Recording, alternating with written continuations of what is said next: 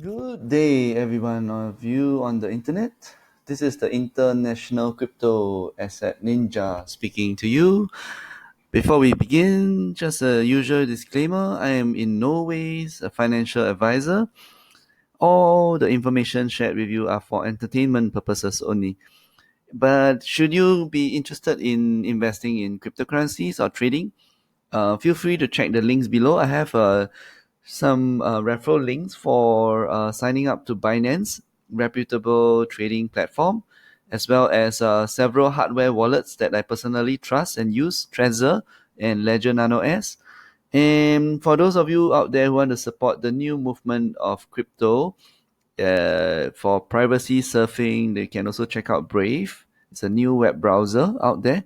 And if you enjoy the content I share over here, you can also donate according to the links that I share below. So, without further ado, let's dive right into the information today. So, today I would like to share with you guys out here some very cool information. Um, in particular, the development of crypto banks in the near future. So over here, I have an article from Cointelegraph, as usual, the go-to site for news on cryptocurrencies and blockchain. So, blockchain has encouraged the formation and establishment of crypto banks in the recent years.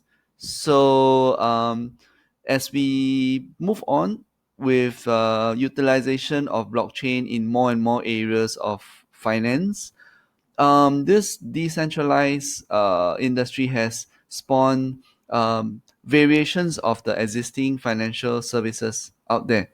So, they call it in short DeFi banking. DeFi banking is actually short for decentralized finance.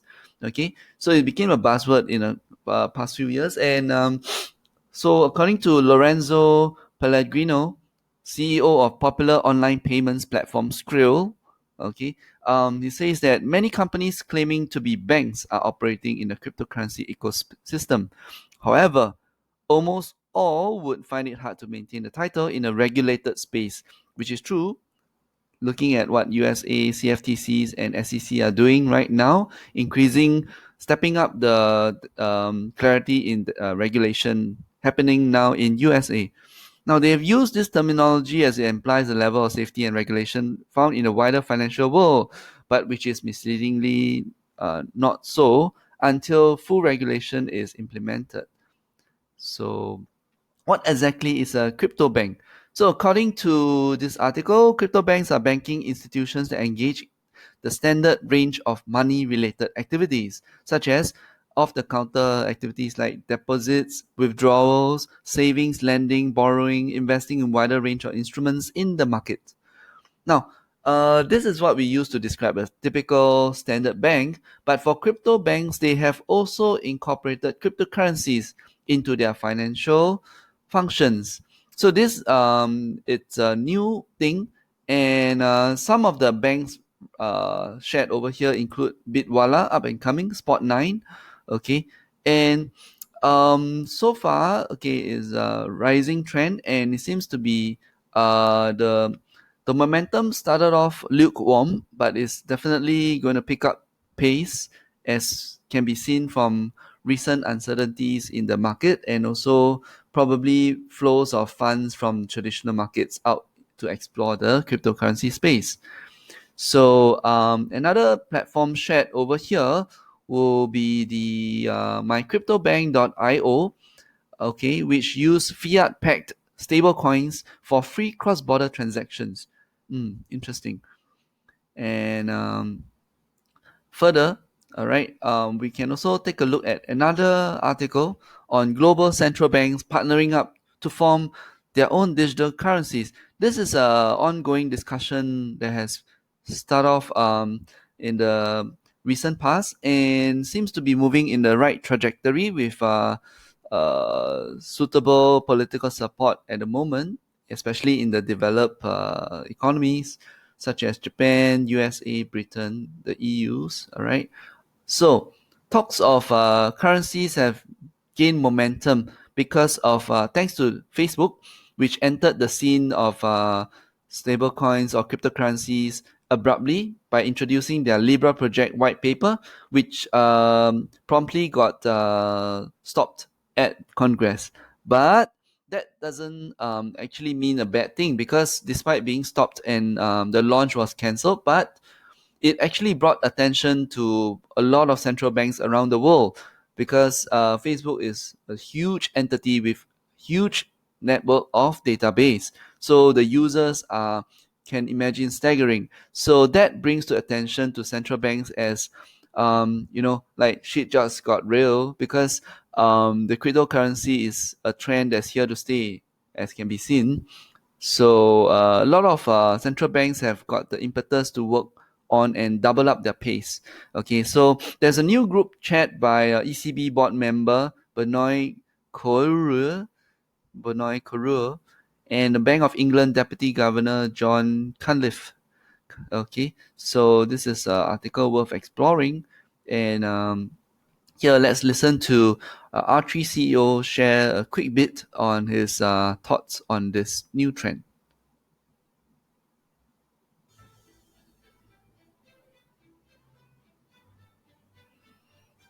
Okay, pardon the advertisement.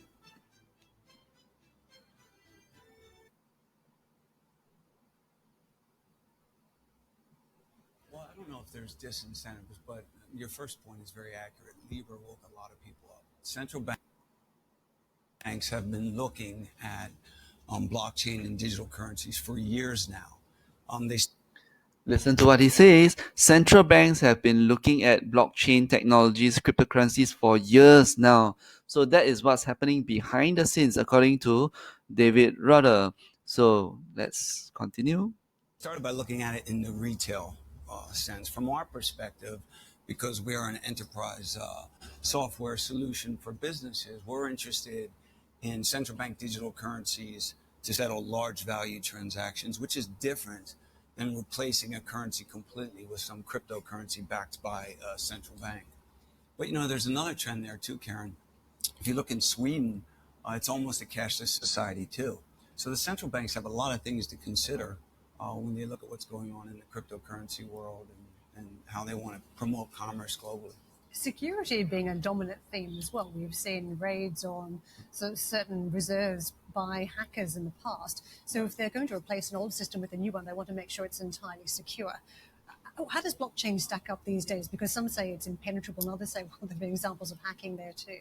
So the security side plays to our strengths. We made some unpopular choices 3 or 4 years ago, and it really had to do a lot with my history. I've been on the street for 30 years now, and we're interested in solving real world business problems and making incremental improvements by using distributed computing. Importantly, anyone in a value chain knows that what their counterparty sees is what I see.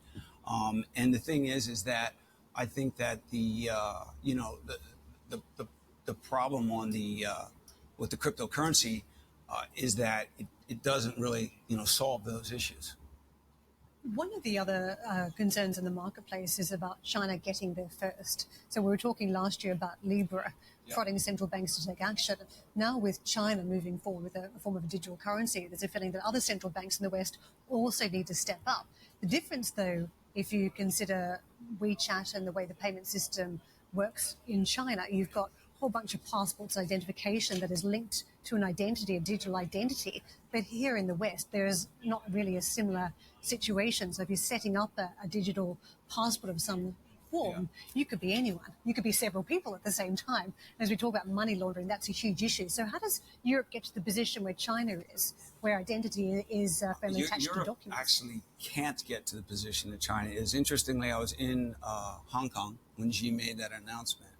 And, everyone took notice, and there's a tremendous amount of work being done there. But with our GDPR rules and other privacy-related limitations, we can't go about moving to a digital economy in the same way China is. And that actually worries me a little bit. If you travel through China, you go into an office building, you walk up, and the employees have the facial recognition. They don't have badges or anything of that sort. They can track their citizens everywhere without worrying about it. For China, it makes a lot of sense. it does cause the rest of the central banks, and I meet with central banks a lot. I just met with one yesterday, as a matter of fact.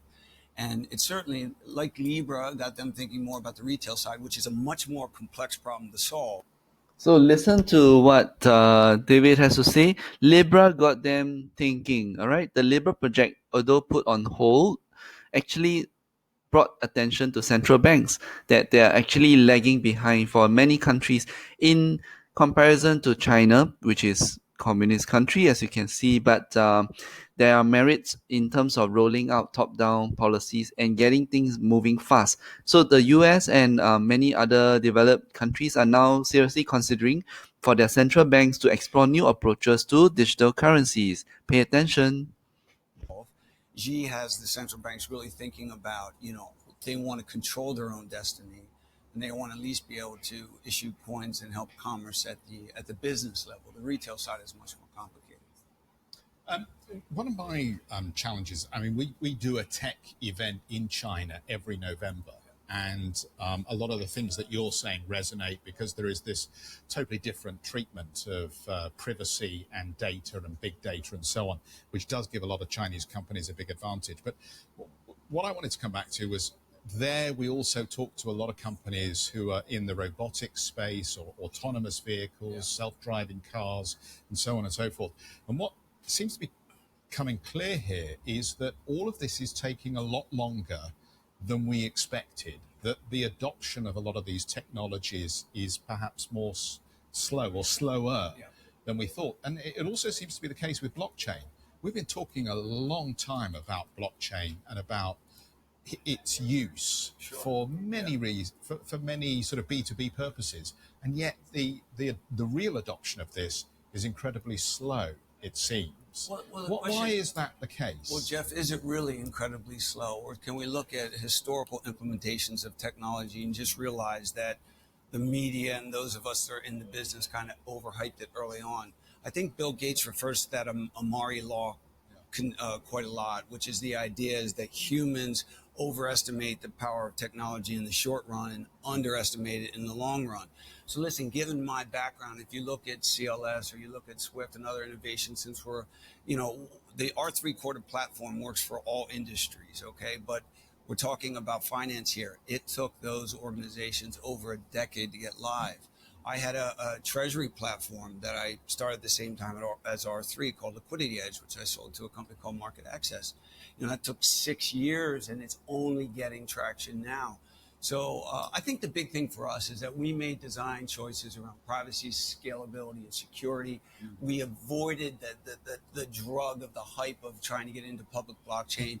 People are now realize that the public blockchain was a mistake. They're trying to implement privacy on top of it. People are now concentrating on the environmental impact of proof of work and the like. So it's playing to our strength, and it's getting real this year. One thing I want to mention is the entire Italian banking system will be on quota for interbank payments this year. Hundreds of millions of transactions will be transacted on quota this year. So it is getting real. It's been 6 years.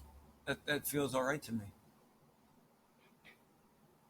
Okay, so interesting share by the CEO of current R3 Technologies. So actually behind the scenes, it seems that several things are happening, okay, and pushing definitely in the right direction. Okay, so next we look at an article. The race to integrate crypto into global banking is coming real. Okay, from Computer World. Okay, so here we see they actually share more examples. Central banks in Asia and Europe as well. Okay, besides the West, USA, central banks in Asia and Europe are in the final stages of launching digital currencies for future payment systems and cross-border transactions, according to accounting firm KPMG.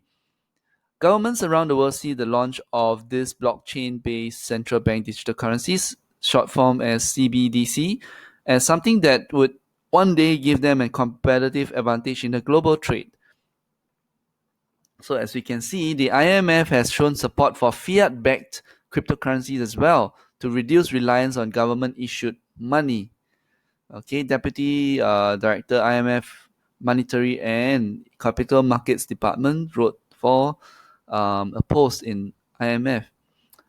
So advantages include cross-border payments, okay, which can be cumbersome and costly.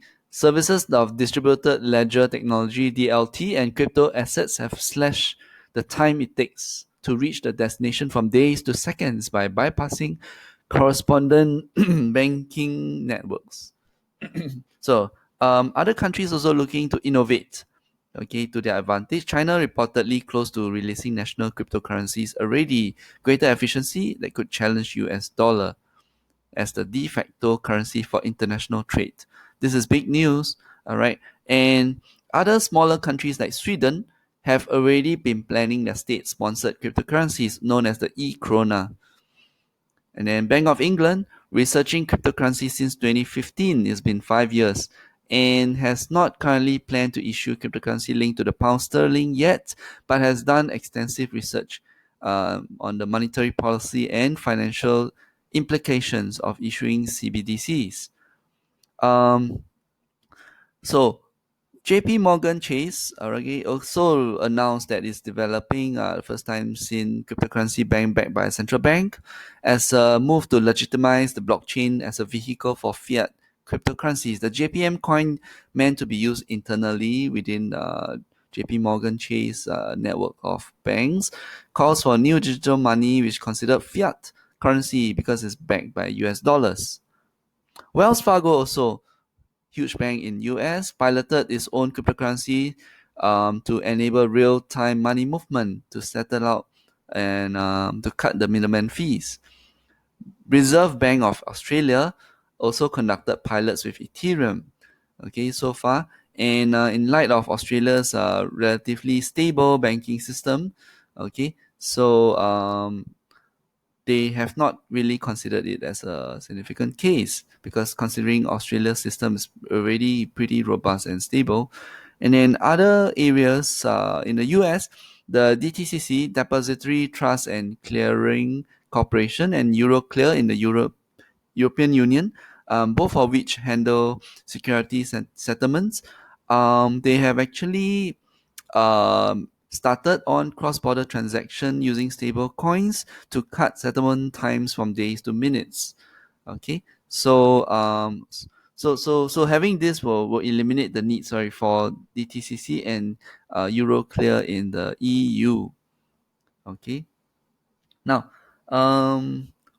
next up, they also shared in this article that the problem of relying on central settlement organizations like uh, the traditional SWIFT, is that there may be a bottleneck, okay, with a single ledger. So there seems to be a need to explore for other alternatives as well with blockchain, so that trust is settled right now. And some trends that are foreseeable in the near future: advances in crypto asset custody technologies, how digital assets are owned, stored, secured, transferred, accessed in a decentralized environment, a shift from private permission to interoperable blockchain implementations, private blockchain implementation coming to fruition. Next is interoperability between systems. Okay, more success on scaling technology, okay, AI, with incorporation with AI, and then convergence of AI, blockchain, Internet of Things to manage climate change. So these are some of the implications upcoming, okay, as we move into exploring crypto banking. Now, next, this article from Bitcoin.com, the crypto banks gain regulatory recognition across the globe. So over here, Swiss banks, crypto banks are going global. One news, all right. And then next, we also look at China's Tencent license a company to operate virtual bank in Hong Kong. Okay, Tencent is one of the biggest tech giants in China. Okay, behind the company behind WeChat. Okay, and next, we can look at the other article, finally, from fintechmagazine.com. Emergence of crypto banking. Who is poised for success? So over here, Leon Goffman, Chief Strategy Officer at Elsewend, discusses the rise of crypto banking and which subsector of the industry stands to benefit. So, um, significantly, right, sectors enjoying rapid growth globally, with the UK, Nigeria, Australia, Canada, Mexico, India all experiencing recent surge in users for these areas, and starting to attract interest from institutional investors as well. We're seeing possible insurance against the global rise in quantitative easing. So crypto banking as a possible hedge against quantitative easing. Hmm.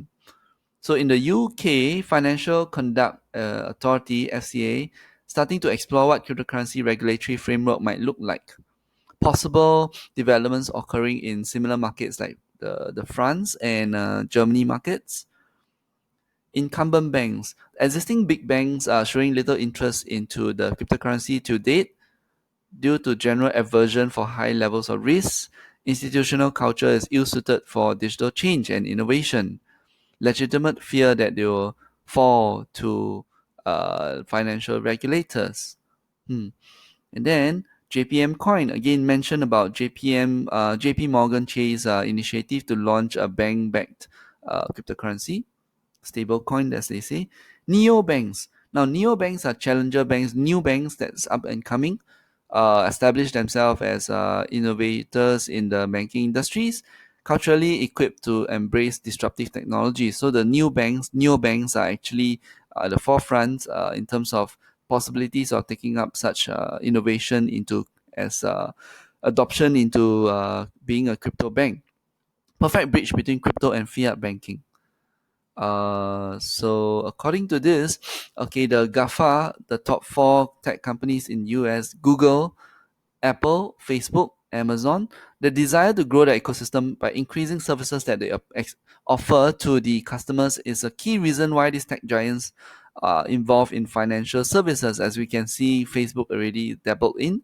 And from what I have researched, Google, the parent company Alphabet, is also a big investor into some of the fintech startups involved around blockchain and cryptocurrencies. Now, Apple and Amazon possibly, but Amazon have already registered their own trademarks for certain blockchain related names. So makes one wonder what's going on behind the scenes. So Google, at least we know out of the top four, Google, Facebook, and Amazon are making moves.